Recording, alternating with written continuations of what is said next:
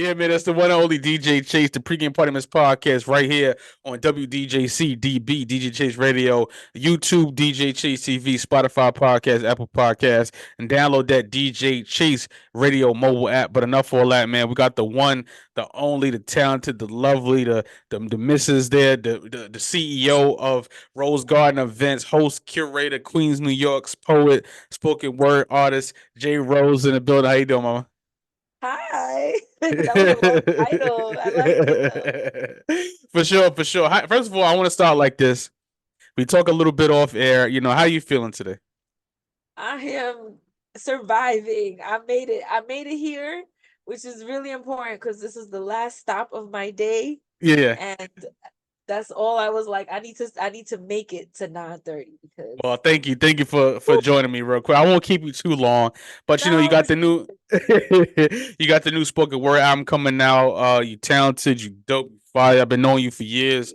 I'm very proud of you. You know what I'm saying? I wanted to get you on my platform to talk about yourself a little bit and to promote the project. So right now we're gonna start with a little bit about your background. Now, you're from Queens, New York, correct? yes, born and raised, Yeah. Queens. Queens get that money. Yeah. What part of Queens you from? I grew up in Astoria, Long Island City area. Oh, the nice I part. That's a graduated. nice part. It's nice. It's nice. I mean, it wasn't nice in the 80s. Like none of New York was nice in the 80s. Yeah. But it definitely cleaned up. It still got its parts, Mhm. rough parts, but yeah, it was pretty chill. Yeah. Got Yeah. you. Chill. Yeah, it was chill. It was chill. I stayed out of trouble. I stayed out of trouble as a youth, so it Yeah. was chill for me. It wasn't chill for a few of my friends though. I feel you. And like you said, it was chill for you. You grew up in Long Island City, that area, Astoria. I want to ask you this question. You Puerto Rican or Dominican? I'm Puerto Rican. Yeah. How was it growing up in a Puerto Rican household in Queens, New York? Um, ooh, it was interesting. I mean, the part of Queens that I grew up in was really diverse. Yeah. So I grew up around a lot of like Spanish, Black, Mm. Indian, white. There was just like a little bit of everything where I grew up. My high school was very diverse. So I got to, I got to be exposed to a lot of different cultures. Mm. But growing up Puerto Rican, it was, just being in a Puerto Rican household, Caribbean household is, Yeah. especially back in the days, Yeah. a little strict. I couldn't wear makeup. I couldn't paint my nails. Like it Yeah. was so dramatic. um, yeah. So but I was like a big tomboy. So I was, Mm. I wasn't really like a girly girl back then, Yeah. and my parents were cool with that. For sure, for sure. And well, your parent, did you grow up with both your parents, correct? I did. Yeah, I grew up with both my parents. They still here too. Thank God, thank God they Congratulations still on that, here. for Yeah, it's a sure, blessing for real, for real. for sure. And were your parents involved in any type of entertainment, anything like that?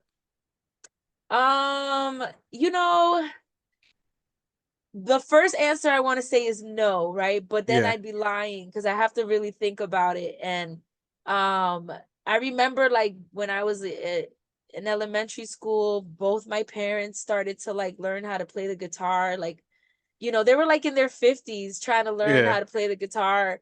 And my dad used to write songs all the time and sing, and my mom sang in church. mm, So they are, I mean, they're old now. They're like pretty old. My mom is in her 80s. My dad is about to turn 80.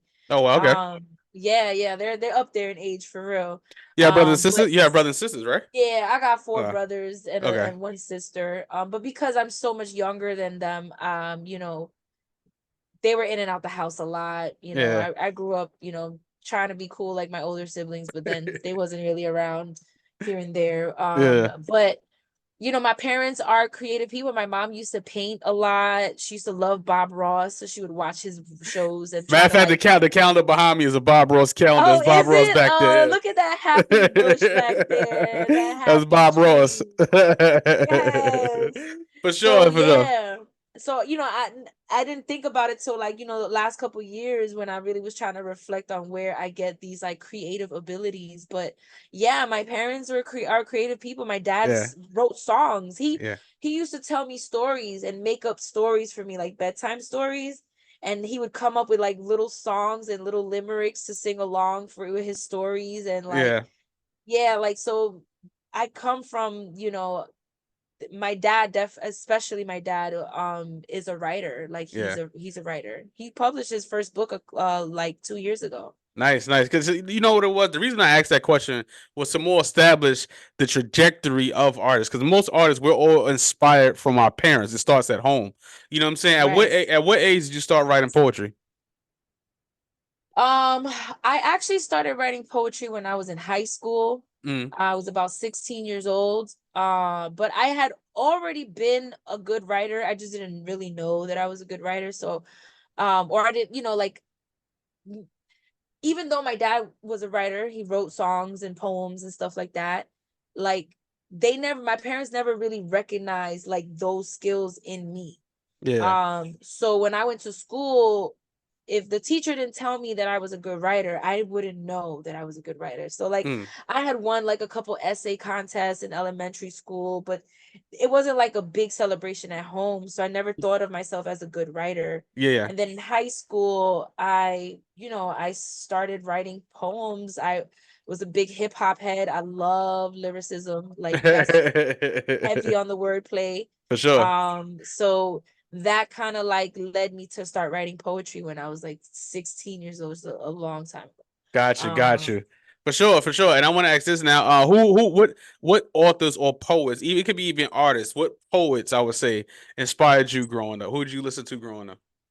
Um, I definitely wasn't listening to poetry and when I was younger, like Yeah. until like maybe college, I was listening to like Def Poetry Jam. So I would Mm, listen to artists like Lemon Anderson mm, and Black Ice and all these, like, even like some hip hop artists that were on Def Poetry Jam, like Most Def mm. and Erica Badu, Alicia Keys, they all been on. DMX was on there. Yeah, that was a good one. But That was a good one. yeah, that was a good one. But Nas for me was like my poet, you Yeah. know. It's he was from Queensbridge. I lived in Long Island City, like he was from my neighborhood, if Yeah. you ask me, he's from my neighborhood. Um so Nas was definitely like Biggie, early Jay-Z, like those were like my poets then. For sure, Yeah. for sure. And I want to ask you this question now. How did you come up with the name Rose Garden Events? How did you, because you got the whole Rose theme and Rose and Um J Rose, Rose Garden. How did that come about? Well, I had my artist name JRose first, and I don't remember how I like decided on JRose. I kind of was just wordplay on my real name, my government name, which is Jasmine Okay. Rosario. So it's Yeah. just J for Jasmine, Rose for It's a Rosario, hot name though. Hot name. and it just turned out to be kind of fire. And then when I was trying to come up with a name for my business, you know, I I must have thought of a million names. And then one day I was just like, oh, the Rose Garden. I'm J Rose, the Rose Garden events. And also I used to say keep growing. I still say, I say keep growing a lot. Mhm. That's kind of like my mantra. So it kind of like all kind of developed organically. It was like J Rose, of course. Yeah. Rose Garden events. Yes, that makes sense. Keep growing. That's what we want to do. We want to create a platform for people to come and keep growing. Yeah. For sure, for sure. S- And I so want to that's ask kind of this. like the vision. Yeah, Yeah. I want to ask this too. When did you make you start hosting your own events? I'm kind of jumping around a little bit, but what made you start hosting your own events? It actually all happened at the same time Okay. simultaneously. So like I was writing for a long time as a teenager, but it wasn't until like in my 30s when I was like, I think I want to perform. Mm. And then that at the same time, literally at the same time, I was like, I want to host a poetry slam. Even though Yeah. I'd never been to one and I've never competed in a poetry slam, I want to host a poetry slam because I had Yeah. a couple friends on Instagram And this is like my early days in Instagram. They kind of And put the gas you up a little bit. yeah, like I was in a group. We was in a Yeah. group chat, and I was like, "Hey, if I did a poetry slam, would you guys compete?" And a bunch of people said, "Yeah." And I was like, "All right, I'm gonna do a poetry slam." And when I decided to do that, I was like, "Oh wait, I gotta perform because I'm hosting. People probably gonna. I gotta do a poem." Yeah. And then that's kind of like what made me go to. Then I went to the New Rican so I could practice because I had never been on stage before. Oh wow. And I performed at the New Rican at like an open mic, like a late night open mic. There was like Yeah. 5 people in the audience. And it was terrible. It was a terrible performance. Um, and that is what happened. I did this slam.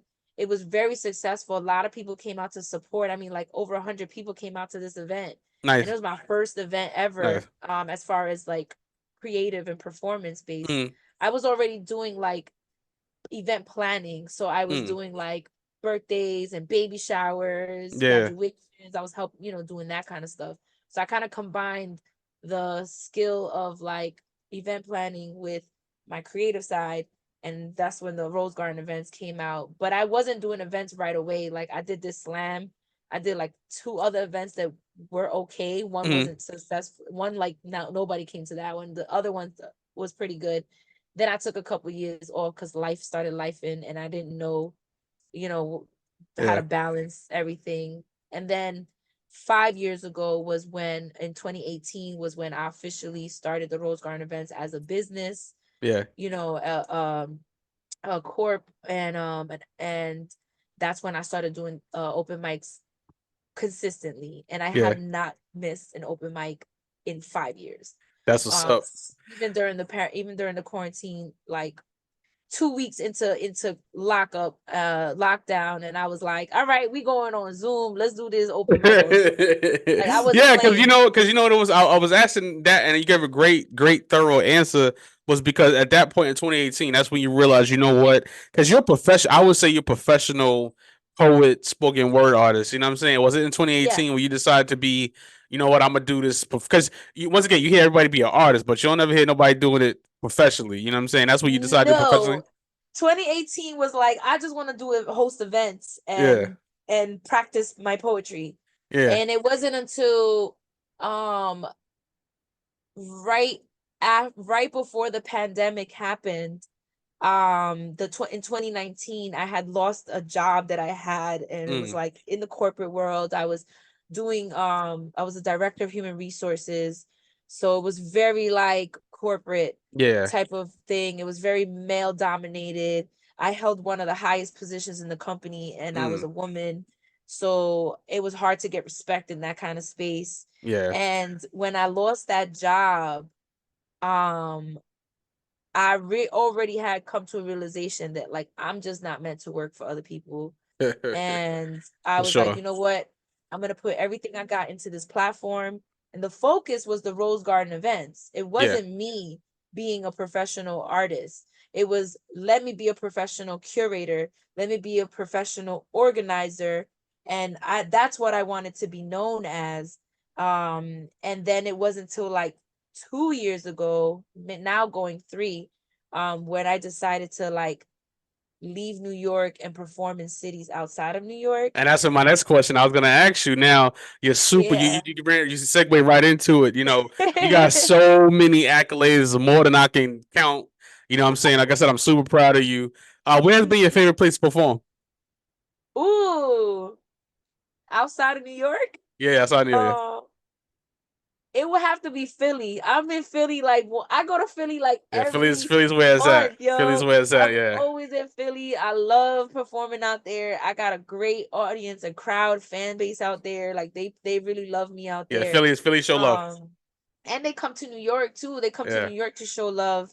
So I would say like Philly's like my second poetry home for sure. got you. Yeah, but there's more cities. There's more cities that I'm hitting this year, so Got you. Now we here for one reason and one reason only. You know what I'm saying? A new spoken word album. So I want to ask this. We're gonna touch on the little album a little bit. So do you like being a stage? Do you like the stage better or the studio better? Now that you're a recording artist as well. I definitely like the stage better. Like For sure. studio recording is It's hard. so hard. It's hard. It's And not it's not as easy as it looks. Not as easy as it looks. Yep. and it's not that I won't do it again. I Yeah. definitely am gonna get in the studio again and put out some more projects. It's just that, I walked into that studio thinking like, oh, half the work is done. I wrote Nope. these poems already. All I gotta do is Nope. say these poems on the mic. But that's not how it is. Nope. Like, it's very different. There's no audience there to engage with you. So you have to kind of like go through these poetic bars with nobody snapping and clapping for you because we feed off of that. Yeah. And also like I incorporated so many other elements of other art forms like instrumentals and ambient sound, and I had a band also on some of the tracks. So even just getting the band and having to do rehearsals with them before we went into the studio, like that was a whole thing. Imagine trying to organize 5 guys that have different schedules to be at the same place and get there on time, because oh Yep. my gosh, It's not like as easy as it looks. Yep. I'm a very punctual person. I'm a very punctual person, and like not everybody is a punctual person. And it gets frustrating when your project is relying on how other people move, you know what I'm Yeah. saying? And that gets a little like it gets difficult, but Yeah. it wasn't like a terrible experience. It's part of the journey, you know what I Yeah. mean? You gotta work. For And then sure. going back to the studio to do mixing sessions with the engineer and like, make sure he's adding the things that I want him to add, or doing the edits to the vocals, the way, it was a lot. So I listen. that's I have no sympathy because I'm a producer and engineer, so I have no you sympathy. know, I have you no know. sympathy, but I'm glad that you. I don't want sympathy. I want people to understand that if you want, You got to and do it. like You got to do it. Yep.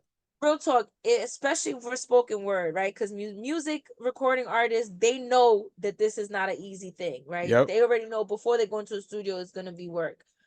But if you want to put together a well put together, professionally sounding spoken word album, you gotta put work into it. You gotta For make sure. sure that your And words are money. right.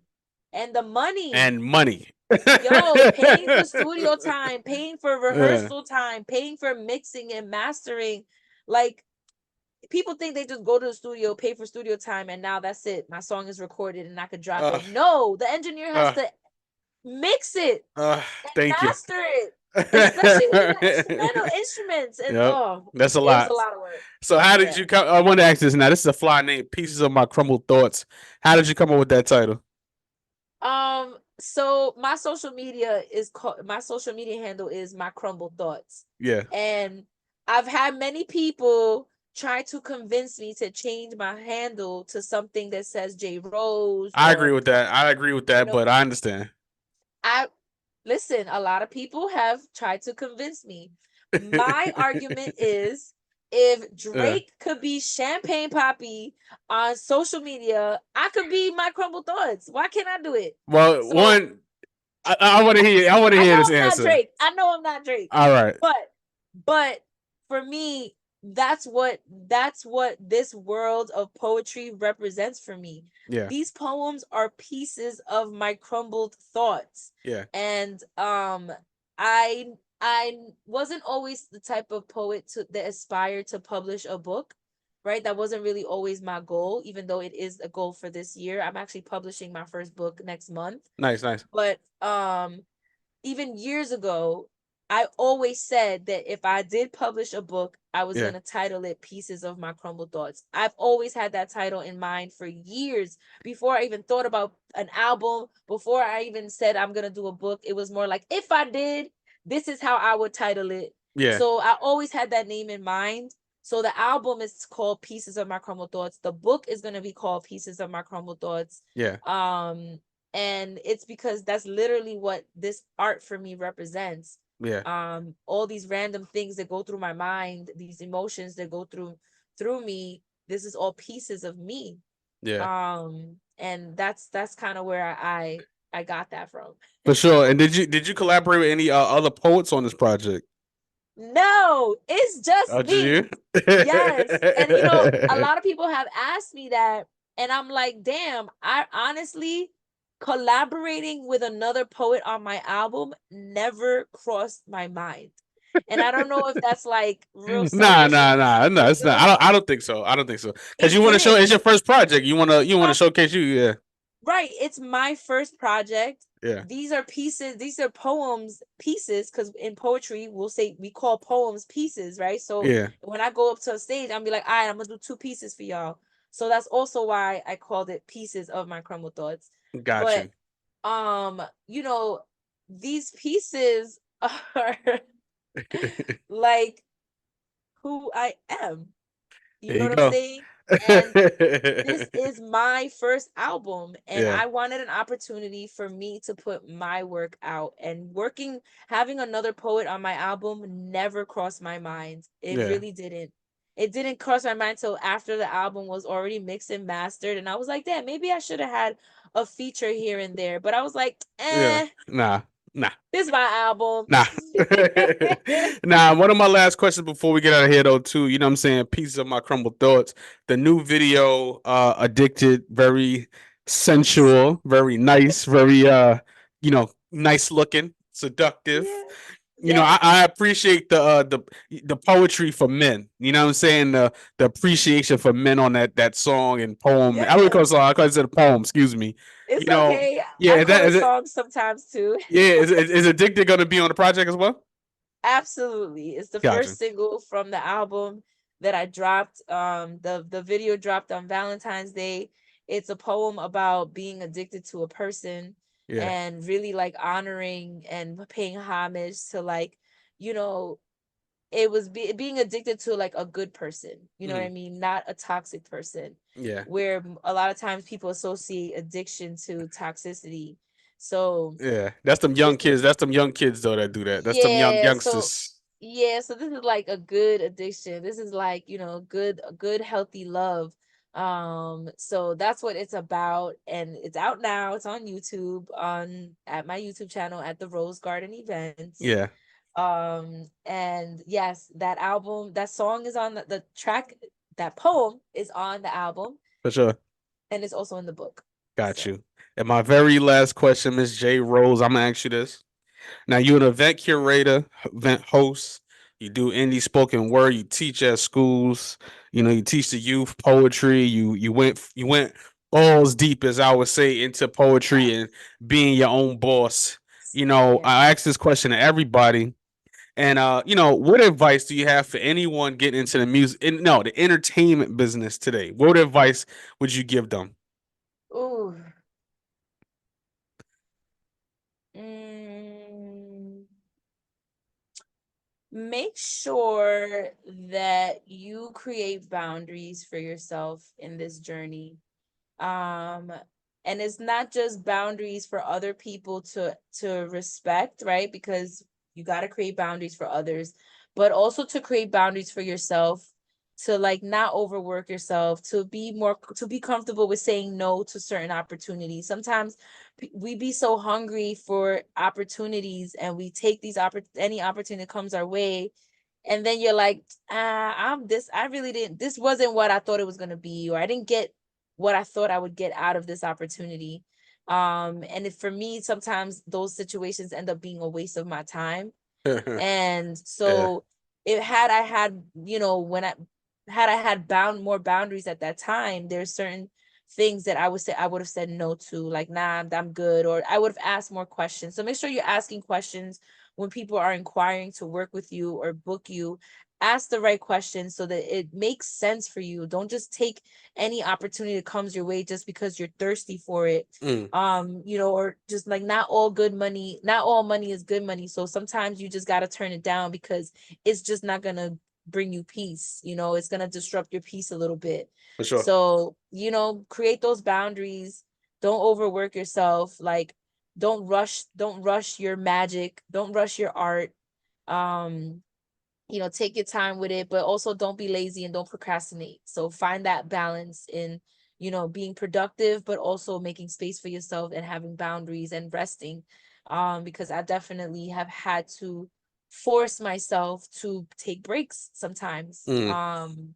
Because I want to get shit done, Nah, you know? And on that note, Miss J Rose, Queens, New York's own, the legend, the talented J Rose, erotic poetry, good poetry, spoken All word, that. all that goodness. Plug your social media once again. We said it, but plug it again. And where can Oh people yeah, find you? yes, don't miss out. Don't miss out. Okay, so you can Yeah, follow me on Instagram and TikTok and all the other where I don't even know where else I am, but yeah. mostly on Instagram. You can find me at My Crumbled Thoughts. My Crumbled Thoughts. The name of the album is Pieces of My Crumbled Thoughts. The album drops on the 21st of March, which is World Poetry Day, which is a big, big, big thing. So yeah, you can tap in and follow me there. There you have it. J Rose, we are out of here. My piece of my crumbled thoughts dropping March 21st, World Poetry Day. It will be blasting off. I will be playing it right here on WDJC DB, DJ Chase Radio. Yay! The pregame party miss podcast. I am DJ Chase, DJChase.net. Get that merch. Spotify podcast, Apple Podcasts, and YouTube, DJ Chase TV. Yeah.